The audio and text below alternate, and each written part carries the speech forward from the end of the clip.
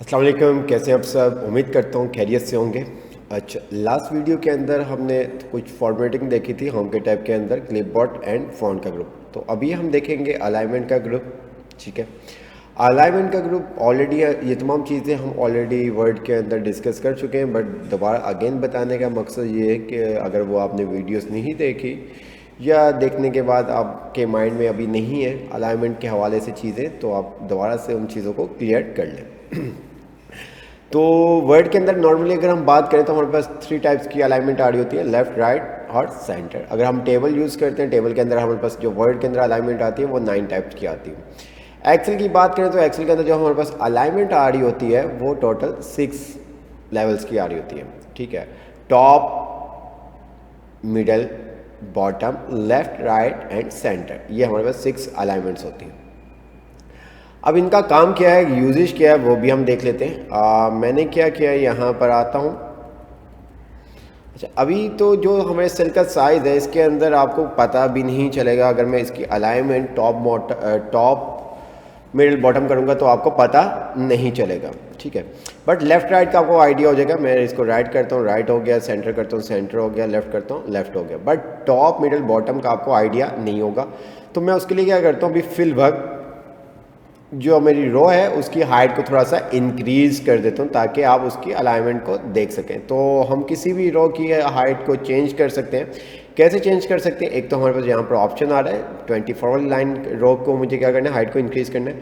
तो 24 एंड 5 के बिटवीन मैं क्या करूँगा, अपना माउस का कर्सर लेके आऊँगा। मेरा माउस का कर्सर डबल एरो में चेंज हो जाएगा। क्लिक करूँगा, क्लिक करने के बाद जो भी मुझे जितनी हाइट इसकी रखनी है वो हाइट मैं असाइन कर दूँगा। अगर आप यहाँ पर देखें तो हमारा जो टेक्स्ट आ रहा है वो कहाँ पर आ रहा है, बॉटम लेफ्ट पे आ रहा है। ठीक है, मुझे टॉप पर चाहिए, टॉप लेफ्ट के ऊपर टॉप लेफ्ट पे आ जाएगा। मुझे टॉप सेंटर में चाहिए, मेरे पास सेंटर में आ जाएगा। टॉप राइट पे चाहिए, मैं राइट पे ले आऊँगा। ठीक है, मिडिल पे चाहिए, मिडिल पे आ जाएगा। सेंटर सेंटर करना है, ये आप सेंटर सेंटर कर सकते हैं, अपने सेल के सेंटर सेंटर में कर सकते हैं। ये तमाम चीज़ें हमारे पास 6 अलाइनमेंट्स हैं जिनको आप यूज़ कर सकते हैं। देन उसके बाद अगर आप देखें तो यहाँ पर हमारे पास आ रहा है क्या, डायरेक्शन ओरिएंटेशन का, कि हम अपने टेक्स्ट की ओरिएंटेशन को किस तरह से चेंज कर सकते हैं। तो यहाँ पर हमारे पास है क्या आ रहा है, काउंटर क्लॉकवाइज आ रहा है, क्लॉकवाइज आ रहा है, वर्टिकल टेक्स्ट आ रहा है, रोटेट टेक्स्ट अप आ रहा है, रोटेट टेक्स्ट डाउन आ रहा है। अच्छा, यहाँ पर अगर हम काउंटर क्लॉकवाइज करते हैं तो ये हमें टेक्स्ट को क्या करेगा, 45 के एंगल पे हमें हमारे टेक्स्ट को रोटेट कर देगा। ये देखें, हमारे टेक्स्ट को क्या करेगा, 25 एंगल पे हमें टेक्स्ट को क्या कर देगा, रोटेट कर देगा। ये आप देख सकते हैं।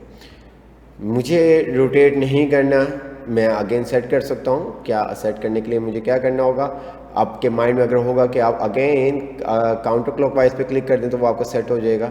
तो बिल्कुल ऐसा ही है। ठीक है,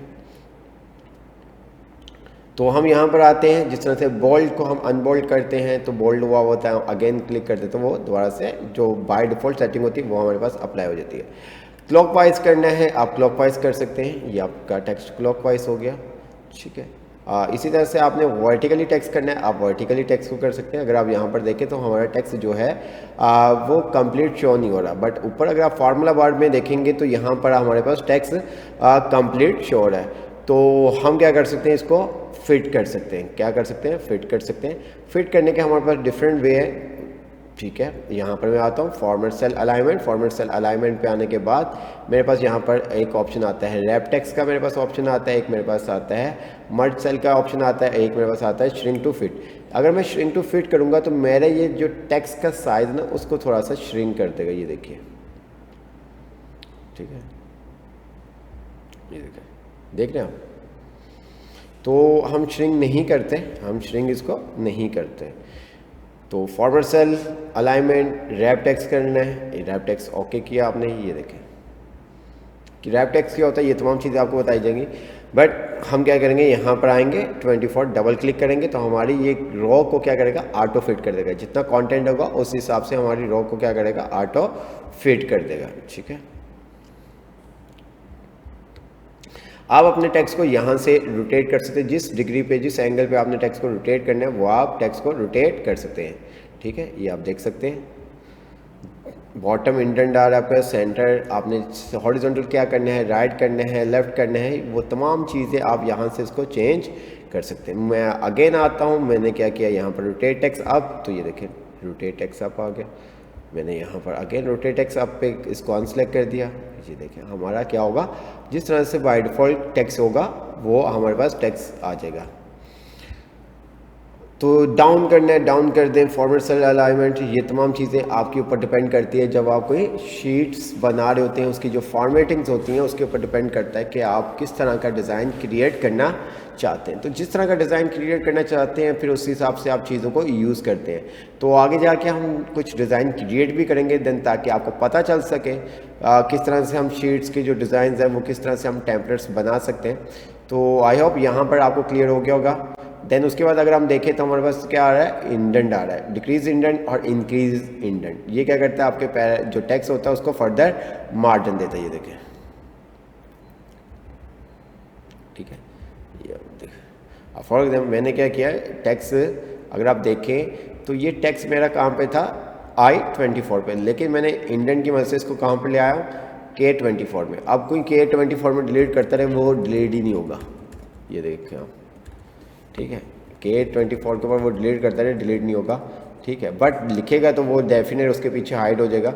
लेकिन क्लिक करता रहे, उसको सिलेक्ट करने के बाद डिलीट करता रहे, वो डिलीट नहीं होगा। क्यों? क्योंकि ये टेक्स्ट कहाँ पर लिखा गया है, I-24 वाले सेल पे लिखा गया, ठीक है।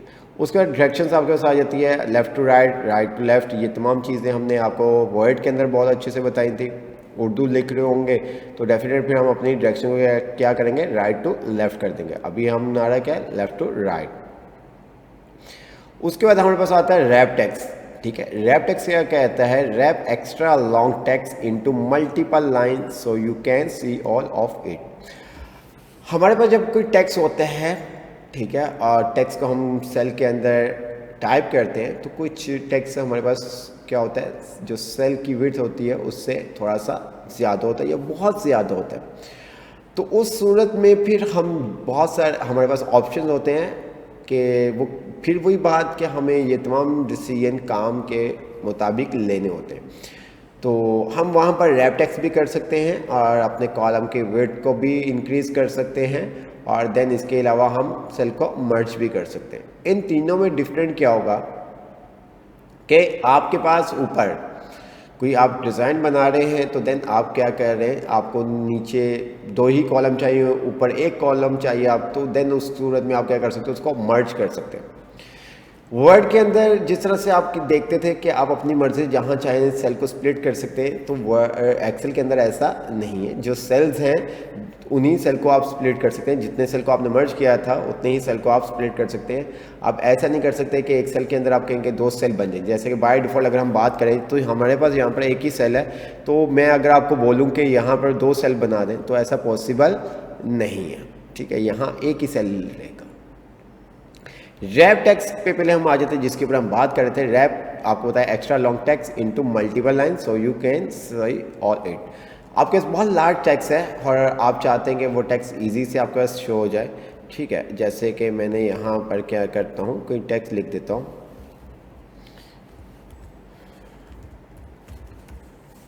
वेदर हेड, ठीक है, ये मैंने लिख दिया, ओके हो गया। अच्छा, अब मैंने यहाँ पर एक्सेल लिख दिया। अब क्या हुआ, वेदर हेड वाला टेक्स्ट जो है वो हाइड हो गया, रिमूव नहीं हुआ, हाइड हो गया, ठीक है, क्योंकि हमने वेदर हेड कहाँ पे लिखा है, D23 वाले सेल पे लिखा है, और एक्सेल जो हमने लिखा है वो E23 वाले पे लिखा है। अब मैं चाहता हूँ कि ये तमाम टेक्स्ट हो, एक तो सिनेरियो ये है कि मैं इसको क्या करूँ, जो टेक्स्ट, ठीक है, क्योंकि टेक्स्ट जो है वो हमारे सेल की विड्थ से बड़ा है, तो मैं या तो यहाँ पर ये काम करूँ कि अपने सेल की विड्थ का साइज़ इंक्रीज़ कर दूँ। दूसरा ऑप्शन मेरे पास ये बचता है कि मैं क्या करूँ, रैप टेक्स्ट कर दूँ। अच्छा, जो भी मैं ऑप्शन यूज़ करूँगा, अगर मैं विड्थ इंक्रीज़ करूँगा तो मेरे इस पूरे कॉलम की विड्थ इंक्रीज़ होगी। अगर मैं रैप टेक्स्ट करूँगा तो मेरी पूरी रो की हाइट इंक्रीज़ होगी। मैं आता हूँ यहाँ पर, ध्यान से आप देखिएगा, मैंने इसको डबल क्लिक करके ऑटो फिट कर दिया, तो ये मेरा डी वाले कॉलम की, पूरे डी वाले कॉलम की जो विड्थ है वो इंक्रीज़ कर गई। पूरे डी वाले कॉलम की मेरी विड्थ जो है वो इंक्रीज़ कर चुकी है, ठीक है। ऐसा नहीं कि स्पेसिफिक हम इस सेल की कर दें, ऐसा करने के लिए हमें मर्ज करना पड़ेगा। वो डाटा के ऊपर डिपेंड करता है, लेआउट के ऊपर, कि आपका लेआउट कैसा है। मैंने क्या किया, यहाँ पर दूसरा हमारे पास ऑप्शन आता है रैप टेक्स्ट, तो रैप टेक्स्ट के ऊपर मैंने क्लिक किया तो ये देखिए इसने क्या किया, मेरी 23 वाली रोज़ की जो हाइट थी वो उसको क्या कर दिया, इंक्रीज़ कर दिया, एक सेल को नहीं किया, पूरी रो को करेगा, पूरी रो के ऊपर उसका इफेक्ट पड़ेगा। अगर आप कॉलम की सेल की विड्थ को इंक्रीज करेंगे तो पूरे कॉलम के ऊपर इसका इफेक्ट पड़ेगा। तो ये चीज़ आपको पता होनी चाहिए। इसके बाद हम आते हैं आगे मर्ज सेल। मर्ज सेल के अंदर अगर आप देखें तो हमारे पास क्या आ रहा है, merge and centre, merge across, merge cell, unmerge cell. अच्छा, unmerge cell, merge and centre, merge across, ये बहुत ही मर्ज सेल ये बहुत ही ईजी है। मर्ज अक्रॉस थोड़ा सा आपको समझना पड़ेगा। ठीक है, आते हैं हम पहले, मुझे यहाँ पर बताएं कि मैंने यहाँ पर कितने सेल्स को सिलेक्ट किया। मैंने यहाँ पर क्या किया, कुछ सेल को सिलेक्ट कर लिया।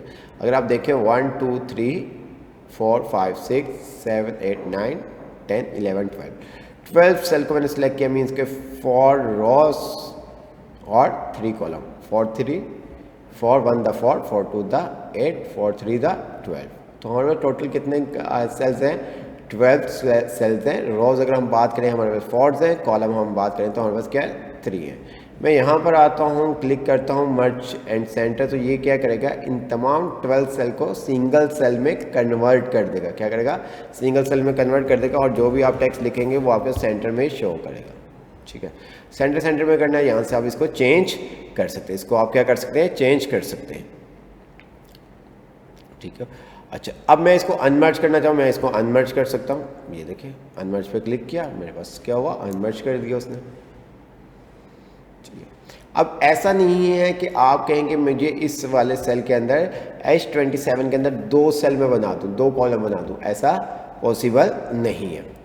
दूसरा अगर हम ऑप्शन देखें तो हमारे पास क्या है, मैं अगेन 12 सेल को सिलेक्ट कर लिया और मैं यहाँ पर आता हूँ मर्ज अक्रॉस। मर्ज अक्रॉस में वो क्या करेगा, आपके जो रोज वाइज सेल है उनको मर्ज करेगा।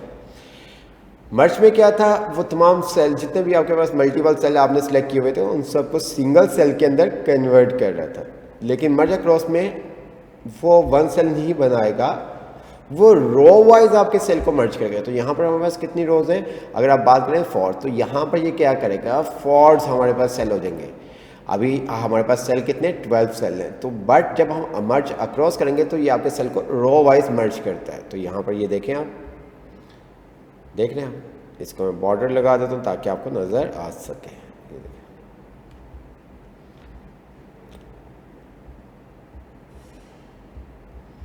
ये देख रहे हैं, तो इसने क्या किया, आपके सेल को रो वाइज मर्ज कर दिया।